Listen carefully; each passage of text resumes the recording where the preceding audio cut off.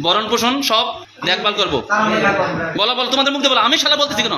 সম্পত্তির লোভে এক বৃদ্ধ মাকে নির্যাতন করে টানা ৩ মাস ঘরে তালাবদ্ধ করে রেখেছিল সন্তানরা।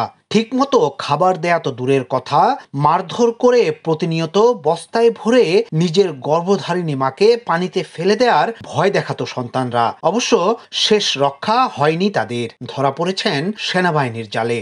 তোমাদের বিরুদ্ধে অভিযোগ পাই বরং তোমার মার কাছ থেকে। এমন বেদনাতুর ঘটনা ঘটেছে ব্রাহ্মণবাড়িয়া পৌর শহরের গোকর্ণঘাট এলাকায়। উদ্ধার হওয়া বৃদ্ধার নাম মোছাম্মদ জাহানারা বেগম। তিনি ওই এলাকার প্রয়াত হাজী মোহাম্মদ আব্দু মিয়ার স্ত্রী। ৯ ছেলে এবং ৩ মেয়ের মা জাহানারা বেগম।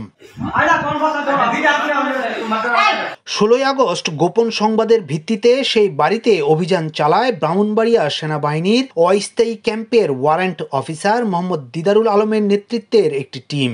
এ সময় বৃদ্ধা জাহানারা বেগমকে তালাবদ্ধ রুম থেকে উদ্ধার করে ক্যাম্পে নিয়ে আসা হয়। এ সময় ঘটনাস্থল থেকে ৮ সন্তানকেও আটক করা হয়। তবে সন্তানেরা তাদের ভুল বুঝতে পেরে মায়ের কাছে ক্ষমা প্রার্থনা করলে এবং ব্রাহ্মণবাড়িয়া পৌরসভার ৭ নম্বর ওয়ার্ডের কাউন্সিলর মোহাম্মদ ফারুক আহমেদ মুচলেকা দিয়ে তাদের ছাড়িয়ে নেন। অবশ্য শাস্তি হিসেবে সন্তানদের কান ধরে উঠবস করানো হয়। যদি এরপরে হ্যাঁ বলো যে এরপরে যদি আমি কোনোদিন তোমাদের রিপোর্ট পাই। ইয়াসিন আলী, সোনালী নিউজ, ঢাকা।